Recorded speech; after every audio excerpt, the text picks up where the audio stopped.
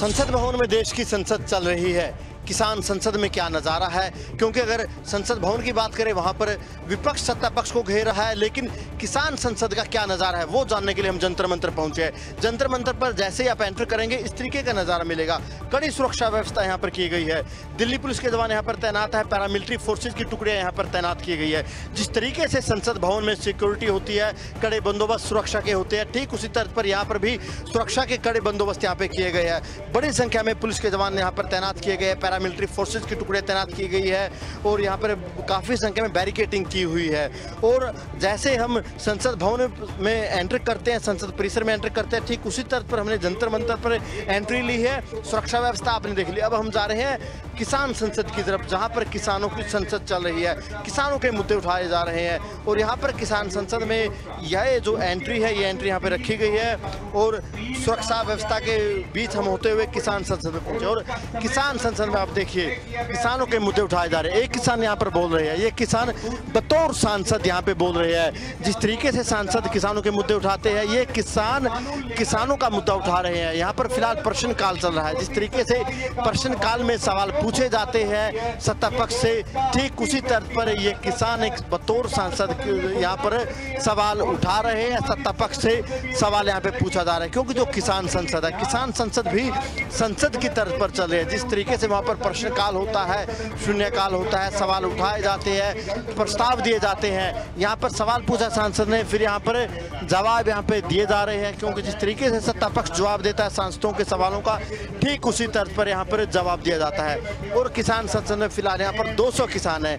यूँ तो ये 200 किसान है, लेकिन किसान संसद के तहत ये 200 सांसद है। किसानों का कहना है कि हमारे 200 किसान नहीं, 200 सांसद है जो किसान संसद में हिस्सा लेने के लिए आए हैं। बाकायदा सभी के पास यहाँ पर आई कार्ड है, ये कार्ड इशू किए गए हैं। ये किसान हरियाणा से है और ठीक जिन जिन किसानों के आई कार्ड इशू हुए हैं, रजिस्ट्रेशन हुआ है, उन्हीं किसानों को यहाँ पर एंट्री दी जा रही है। और जैसे सवाल यहाँ पर पूछे जा रहे हैं, फिर उसी तर्ज पर यहाँ पर जवाब दिया जा रहा है सत्ता पक्ष की तरफ से। और यहाँ पर सत्ता पक्ष ने जवाब दिया है, लेकिन सत्ता पक्ष के जवाब से जो किसान है वो सहमत नहीं हुए। जैसे संसद में विरोध किया जाता है, यहाँ पर सेम सेम के नारे लगाए जा रहे हैं। जिस तरीके से जो देश की संसद चलती है, ठीक उसी तर्ज पर जो किसानों की संसद है वो चल रही है। सत्ता पक्ष ने जवाब यहाँ पर दिया, लेकिन जो किसान यहाँ पर बतौर सांसद बैठे हैं वो जवाब से संतुष्ट नहीं हुए। इनकी तरफ से सेम सेम के नारे यहाँ पर लगाए गए हैं। तो आप देख सकते हैं जिस तरीके से देश की संसद है, देश की संसद में भला है हंगामा चल रहा हो, वहाँ पर कार्रवाई बार बार बाधित हो रही है, लेकिन किसानों की संसद में कोई कार्रवाई बाधित नहीं हो रही। किसानों के यहाँ पर लगातार सवाल जवाब दिए जा रहे हैं और जो किसान है सवाल पूछ रहे हैं सत्ता पक्ष से, जो दूसरे किसान है बतौर मंत्री यहाँ पर जवाब देते हैं। तो ये किसान अगर संतुष्ट नहीं होते तो सेम सेम के नारे लगाते हैं। अभी देखिए इनकी तरफ से नारे लगाए गए कि सेम सेम, हम कहीं ना कहीं संतुष्ट नहीं है। और वो सामने वहाँ पर स्पीकर बैठे हुए हैं जो कहीं ना कहीं पूरी इस कार्रवाई को चला रहे हैं। उनकी तरफ से जैसे अभी प्रश्नकाल चल रहा था, प्रश्नकाल के बाद यहाँ पर शून्यकाल चलेगा और जो तमाम प्रस्ताव है वो यहाँ पर रखे जा रहे हैं। किसानों का कहना है कि हम ठीक हमारी जो किसान संसद है इसी तरीके से चलाते रहेंगे और कहीं ना कहीं जो किसानों की आवाज़ है उसको बुलंद करेंगे। जहां एक तरफ बहादुरगढ़ के छुड़ानी गांव में केबीसी ड्रेन टूटने के बाद किसानों की फसल जलमग्न हो गई, तो वहीं दूसरी तरफ करनाल में भी बरसात के कारण किसानों की फसल एकदम बर्बादी की कगार पर पहुंच गई है। भारी बरसात ने जगह जगह तबाही मचा रखी।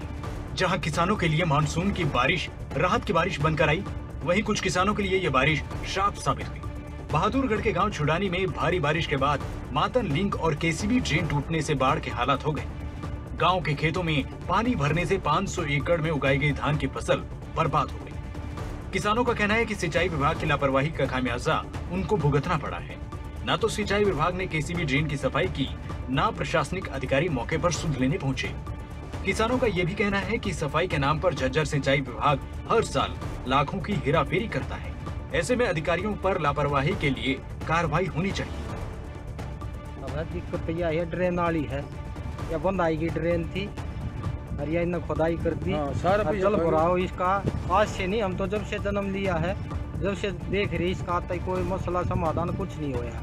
ना इसकी सफाई होती। ये बड़ी ट्रेन की यहाँ तक कर दिया हरवाड़ी खेड़ा रास्ते आगे पड़े, आगे कम से कम भी 3 फुट आगे तक खुदाई हो जब इसकी पानी निकासी बने।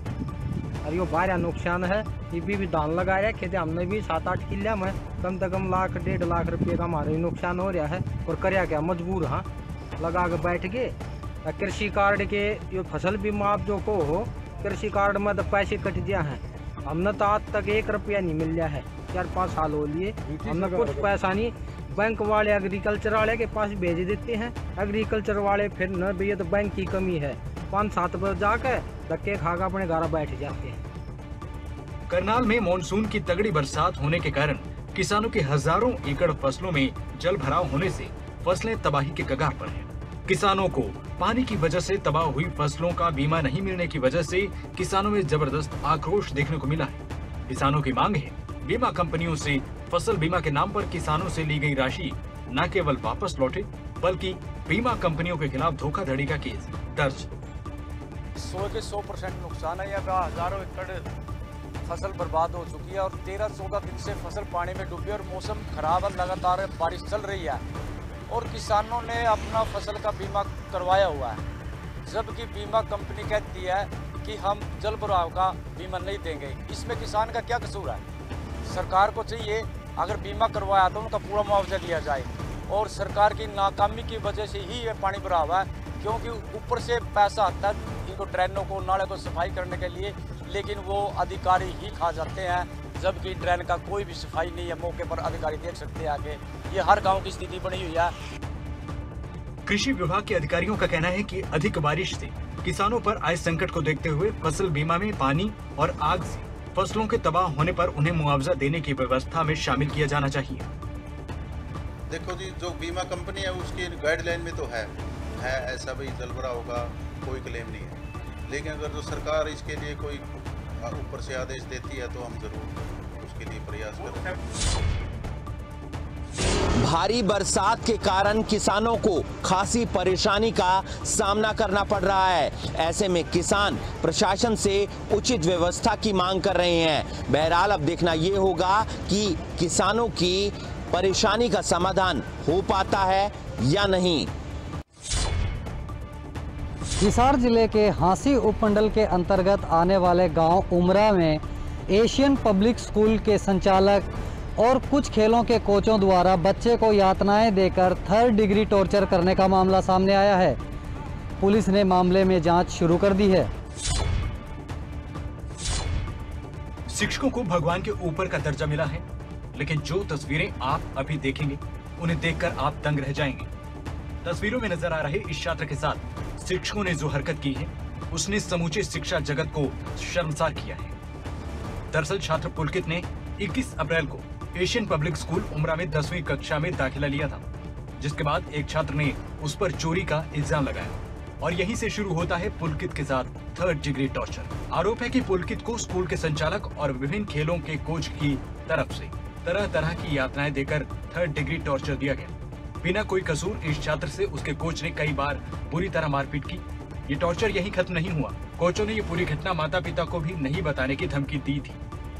मेरा बेटा एशियन पब्लिक स्कूल उमरा जो कि हांसी के नीचे आता है में पढ़ता है और मेरे बेटे को 9 तारीख को इतना पीटा गया है विक्रम कोच और संजय कोच के द्वारा कि उसकी हालत हमसे देखी नहीं जाती। उन्होंने जम के पिटाई की मेरे बेटे को और उसके बाद भी अगर उनका पेट नहीं भरा है तो उन्होंने होद के अंदर 15 बार डुबोला है। उसके साथ में सचिन और 7 रोड सैनी जो एक सैनी परिवार से 7 रोड से है, उन्होंने मेरे बेटे को गोद में डुबोया है और ऊपर बैठ गए हैं वो ये 2 बच्चे। और उसके बाद मेरे बेटे को बाहर ले जाके धमकी दी गई है कि अगर तुमने किसी को बता दिया तो तुम्हें हम मार जान से मार देंगे। उसके बाद हमें कोई सूचना नहीं दी गई। उसके बाद हम फिर 16 तारीख को उसके पास पहुँचे। जब मैंने मेरे बेटे की हालत देखी है तो हमसे देखा नहीं गया। वहीं मामले में हांसी सदर थाना प्रभारी सुखदेव सिंह ने बताया कि पुलकित ने शिकायत दी थी, जिसके आधार पर कार्रवाई की गई। पुलिस ने पुलकित की शिकायत पर सभी कोचों समेत 6 नामजद लोगों पर मामला दर्ज कर जांच शुरू की। पुलकित नाम का लड़का है जिसने आरोप लगाया है भी वो अपने एशियन पब्लिक स्कूल में बॉक्सिंग की कोचिंग लिया करता, तो उसने ये लगाया भी मेरे साथ मार पिटाई हुई है। तो ये 18 तारीख की बात है। FIR दर्ज हो चुकी है। इसके अंदर 5 लोगों के खिलाफ मामला दर्ज हुआ है, जिसमें 4 कोच हैं और 2 वहीं जो कोचिंग कर रहे हैं वो लड़के हैं। ये कोच हैं जो स्कूल के हैं, उन्होंने ये बात अभी सामने आई है कि भाई जो ये लड़का है ये पहले कोई बैड वुड में इसके अंदर कोई दूसरे लड़के का कोई स्पीकर और इस टाइप की कोई चोरी का वो सामान मिला था, जिसमें इसको आरोप लगाया भाई इस लड़के ने चुराया है। बहरहाल पुलिस ने कोचों और कुछ नामजद लोगों के खिलाफ मामला दर्ज करते हुए जांच शुरू कर दी है। अब देखना यह होगा कि जांच में क्या मामला निकलकर सामने आता है।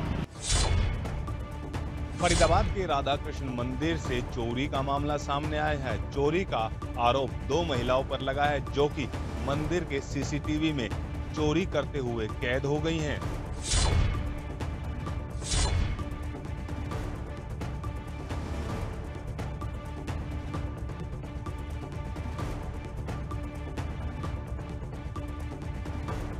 राधा कृष्ण के मंदिर से ऐसी तस्वीरें शायद ही पहले कभी सामने आई होंगी। 2 महिलाएं बिना किसी डर के मंदिर में आती हैं, पूरे मंदिर परिसर में घूमती है और कुछ देर बाद मंदिर के अंदर बने कृष्ण भगवान के छोटे से मंदिर में थोड़ी देर के लिए रुक जाती है। CCTV में कैद हुई इन तस्वीरों में दोनों महिलाओं के बीच कुछ हलचल देखने को मिल रही है। ये महिलाएं कर क्या रही है कुछ कहा नहीं जा सकता, लेकिन दोनों महिलाओं पर मंदिर के पुजारियों ने कृष्ण भगवान की मूर्ति चुराने का आरोप लगाया है।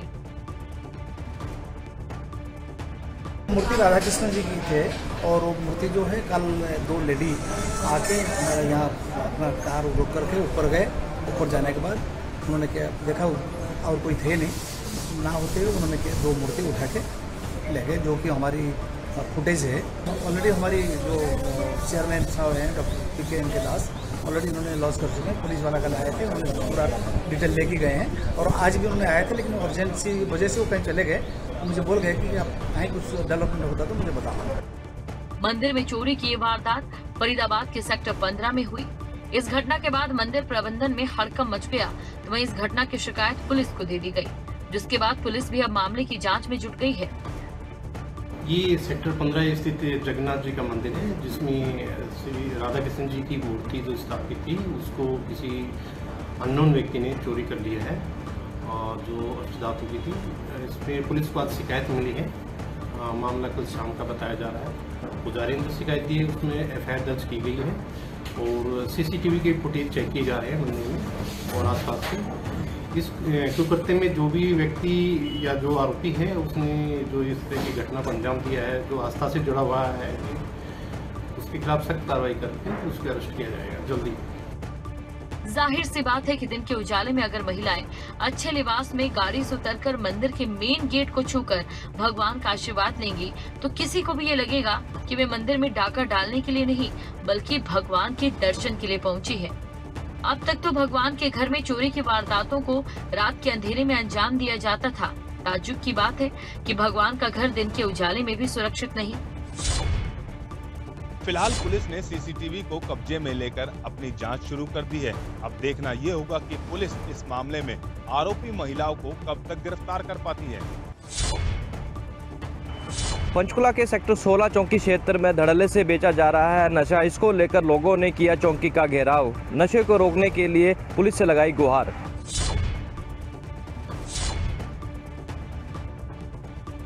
तस्वीरें आपको पंचकुला के सेक्टर 16 की पुलिस चौकी से दिखा रहे हैं, जहां स्थानीय लोगों ने पुलिस चौकी का घेराव किया है।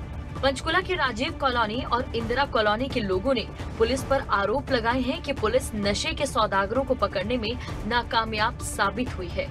तो वहीं कांग्रेस पार्षद पंकज भी स्थानीय लोगों के इस प्रदर्शन में उनका पूरा साथ दे रहे हैं। मांग यही है कि पुलिस हर रोज 10 से 15 जने यहाँ पे कॉलोनी में रेड करे, जिससे यहाँ पे शांति बनी रहे, लोगों को भी डराया ना जाए। यहाँ पे बदमाश भी एक से एक भरे पड़े हैं। बस ये मेरी मांग है। तो पुलिस का कहना है कि रेड की जाती है उनके द्वारा समय से। पुलिस की कोई रेड नहीं होती। जब भी पुलिस ने रेड करी वो मैंने मौके पे बुला के करी है। पुलिस ने कभी भी कुछ नहीं करा। पुलिस पर लगे आरोपों के बाद सेक्टर 14 के थाना प्रभारी ने आरोपों को बेबुनियाद बताया। इनके लगाए गए आरोप बिल्कुल बेबुनियाद है। पुलिस अपना कार्य बिल्कुल तत्परता से कर रही है और ये जो आरोप लगा रहे हैं कि जगह जगह नशा बिक रहा है, इसमें कोई सच्चाई नहीं। पुलिस अपना प्रॉपर तरीके से गश्त कर रही है और इस तरह का ऐसा कुछ नहीं है कि ओपन कोई चीज़ नशा बिक रहा है। लोगों का आरोप है कि सेक्टर 16 के क्षेत्र में राजीव कॉलोनी और इंदिरा कॉलोनी में नशा बेचा जा रहा है और पुलिस इस मामले में कोई भी कार्रवाई नहीं कर रही है। अब देखना ये होगा कि पुलिस लोगों की शिकायत पर क्या कार्रवाई करती है। करनाल पुलिस ने जहां शराब तस्करों के खिलाफ छापेमारी करते हुए कार्रवाई की, तो वहीं सीएम फ्लाइंग की टीम ने भी अवैध शराब के ठेकों पर कार्रवाई की और वहां से भारी मात्रा में शराब बरामद की।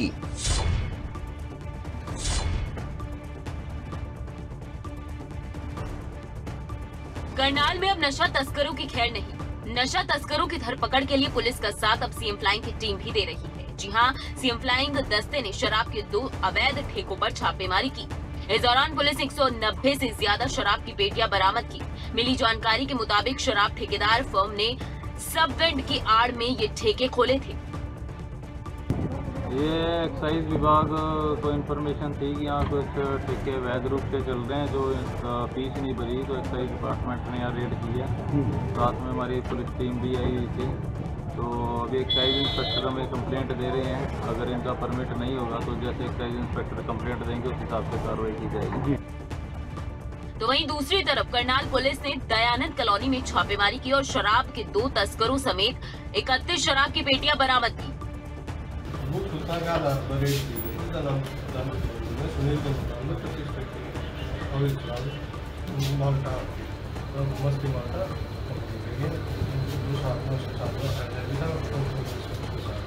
तो 2 आरोपी पकड़े गए हैं सर।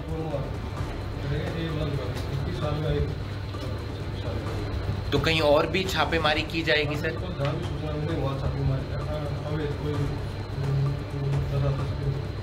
तो अवैध शराब की तस्करी कर रहे थे सर ये। पुलिस और सीएम फ्लाइंग की इस कार्रवाई से एक बात तो साफ हो गई कि अवैध शराब तस्करों की अब खैर नहीं। बहरहाल देखना ये होगा कि पुलिस की इस कार्रवाई के बाद क्या शहर में अवैध शराब तस्कर इसी तरीके से सक्रिय रहेंगे या फिर पुलिस की इस कार्रवाई का उन पर असर देखने को मिलेगा। रोहतक लाखन माजरा की उप तहसील इन दिनों सफेद हाथी साबित हो रही है। कर्मचारियों की मनमानी के चलते लोगों को खासी परेशानियों का सामना करना पड़ रहा है।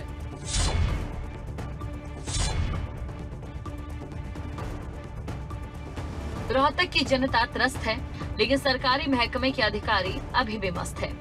सरकारी विभागों में लेट लतीफी और कर्मचारियों की मनमानी की हैरान कर देने वाली तस्वीर सामने आई। जिले की लाखन माजरा उप तहसील में लोग काम करवाने के लिए तरस रहे हैं, लेकिन कर्मचारी हैं कि ऑफिस से नदारत रहते हैं। दरअसल लाखन माजरा उप तहसील में करीब 4 गांव लगते हैं, जहां लोग छोटे छोटे कामों के लिए पटवारी और उप तहसीलदार से काम करवाने के लिए आते हैं। लेकिन यहाँ ना तो पटवारी समय पर आते हैं और न ही उच्च अधिकारी समय पर पहुँच पाते हैं। जाति प्रमाण पत्र पदस्थ करवाने थे, परसों आए न्यू बोला परसों आवेगा, आज आए आज पाने सोमवार ना आए थे न्यू बोला पहले उड़ तो करवा के लो, मतलब उड़ा तो करवा ले यूं नहीं पाऊंगा। यू पटवारी पता ही नहीं आपको। परसों मिला था न्यू बोला ना, परसों भी कोई नहीं मिला, अब परसों ना होगा, आज भी कोई ना मिला। 3 बार चक्कर काट लिए, बता कोई आनिया ना गाड़िया। लाखन माजरा तहसील में आया, बाहर में बैठा जी ना पटवारी आ रहा, और परसों आए थे ना, परसों बाहर आया, परसों फोन करा था, कह था आज नेट भी बंद है और काम को नहीं बन रहा, चक्कर कटाओ सारे गाँव में। कब से आ रहे हैं आपको?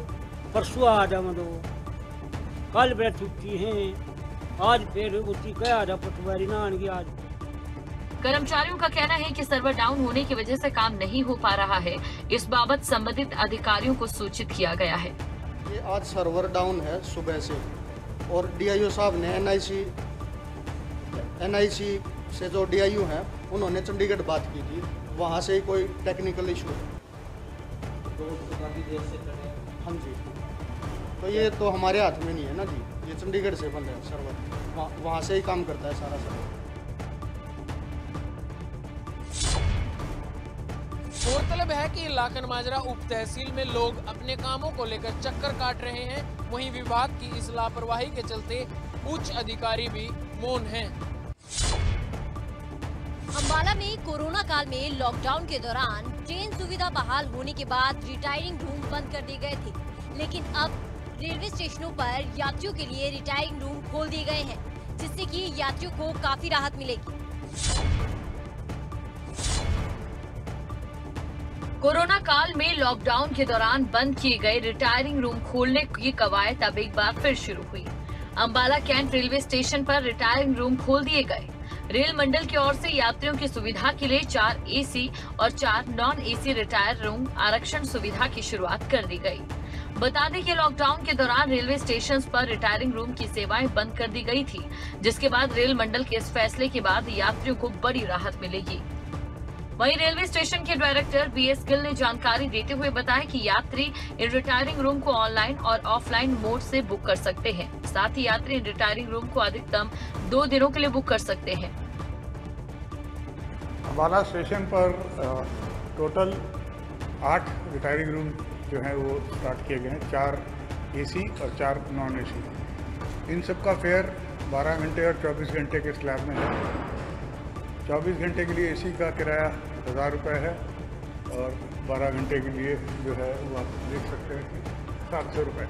बोनाफाइड पैसेंजर है, अपना टिकट लेके आता है, वो अपनी बुकिंग करा सकता है। इसको ऑनलाइन भी IRCTC के वेबसाइट पर भी बुक किया जा सकता है। इसकी बुकिंग जो है हमारे CTI स्टेशन रूम नंबर 10 में जो भी ऑन ड्यूटी स्टाफ है उसके द्वारा की जाती है और IRCTC के वेबसाइट के थ्रू भी आप डायरेक्ट ऑनलाइन बुक करा सकते हैं।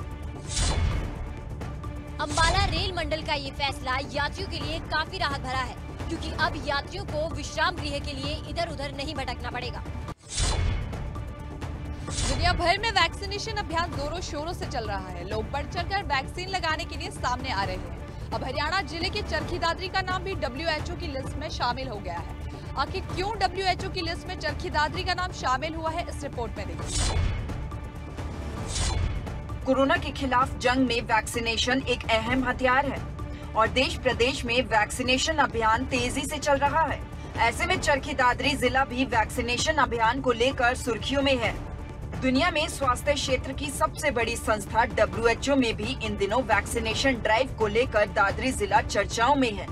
जिले के 30 गाँव में 100% लोगों को वैक्सीन लगाई जा चुकी है। ऐसे में स्वास्थ्य विभाग की ओर से भी आगामी 15 दिनों में पूरे जिले को 100% वैक्सीनेशन का जिला बनाने की कवायद शुरू कर दी गई है और अगर ऐसा होता है तो लिहाजा दादरी जिला 100% वैक्सीनेशन लगाने वाला पहला जिला होगा।